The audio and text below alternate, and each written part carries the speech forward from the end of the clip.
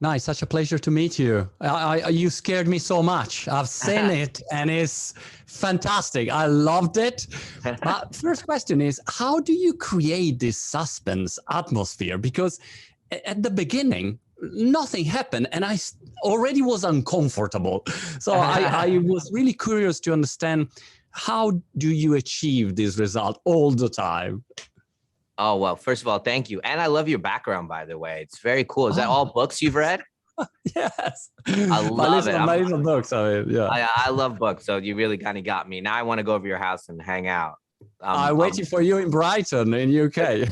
Yes, I'm there. I'm there. I'm going to remember this. So that's kind of all of it. I guess when I stumbled on the genre of suspense, which was in my third movie, Sixth Sense, there's something very natural about it, that oh wow, my mind goes there very easily, and I tell stories in this kind of suspenseful way, and cinematically I'm very drawn to the tension that arises from the mystery thriller suspense genre. So I understand about, intuitively, hey, slow down that dolly. That's not the right lens.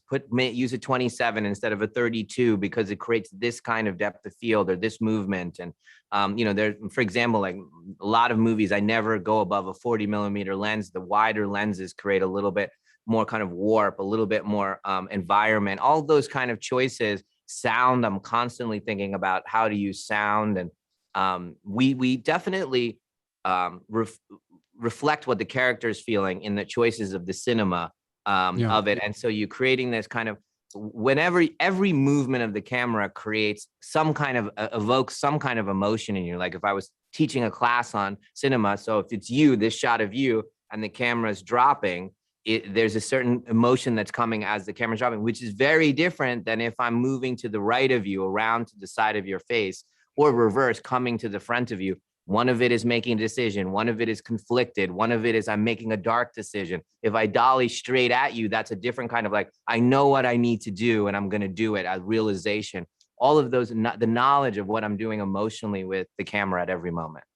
That's a good point. You made me think that in one moment, you moved the camera and you just show the sea and then the character again.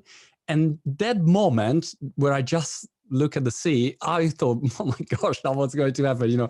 The feeling is like you move my head all the time and you focus my attention and kind of distract me from understanding what will happen, so it's a very, very intriguing way. You just fall into the movie and then you're immersed there, and you also do a lot of effort to try to understand, how do you feel? What is that phase? What is that reaction? So it's very interesting for me, very interesting. Oh, thanks, brother. What about the pandemic? How did you shoot it during the pandemic? Because I was thinking, wow, I mean, it's not easy, like, what did you do? You locked down everyone into the island? So what I did, and a lot of people talked to us after we did it, because we were really successful with what we did.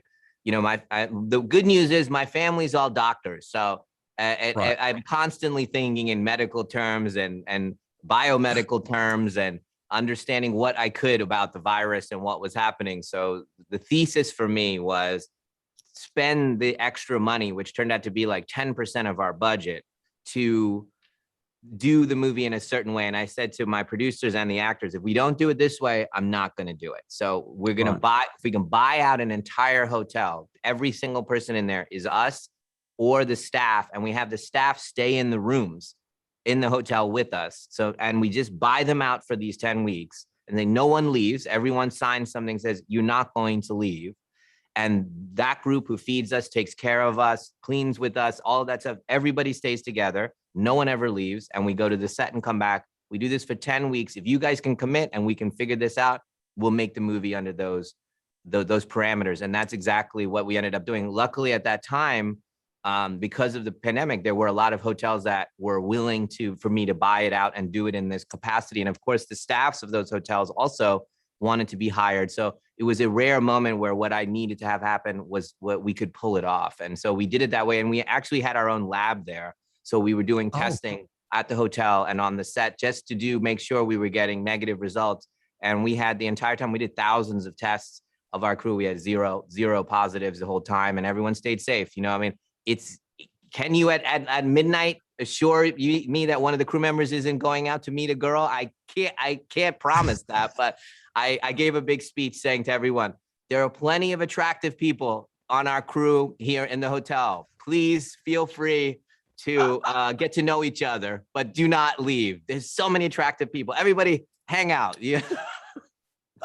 Oh, fantastic achievement. Also because one case can destroy all the production. So, but you did it. Was the island so scary, like it looks in the movie, or is just that you made it look scary and creepy?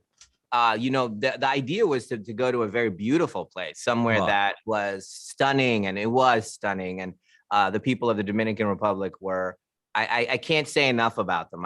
They were so gracious. They were so lovely. The government was so happy for us to be there. We're so supportive. But that's kind of the premise of the movie, right? Taking something very dark and putting it against something very light and beautiful. And I think audiences are, you know, interested in this juxtaposition of it, because it's hard to place in a great way. Also for the pandemic period, I think it's such a great movie because you think, at least I was thinking a lot, you know, about time,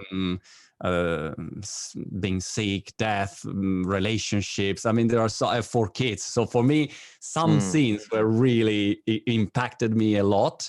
So I think it's the perfect moment to come out with this movie. I heard you once, just to close our conversation, saying that the plot come out of the character. I heard you repeating this often. I was wondering in Old, obviously it's an adaptation, but it works also for Old, this mantra? Yeah, so for example, if now this was an unusual one because it came from a graphic novel, so I already had much of the character movements and some of the plot there. But if you just think in terms of the writing of how it becomes something that I'm okay and ready to make, it was when I said, oh, okay, this is a family in crisis. This is a couple that this is their last vacation they're going to take together, and they end up spending the rest of their lives together. So if they didn't go to this beach, they were going to go separate ways, but they ended up spending the rest of their lives together. When I understood that, the plot that came out of the character situation, I know how to tell this story. Fantastic. Man, thank you so much. I'm waiting for you in Brighton then. Do you have a book to suggest? Are you a book reader? Is there any interesting book you're reading? Yeah, I just finished Whereabouts by Jhumpa Lahiri. Do you know her? Oh, no. Beautiful writer. Yeah, Whereabouts. Fantastic. I'll go for it. And congratulations again. I'll see you soon, man. Bye-bye. Bye.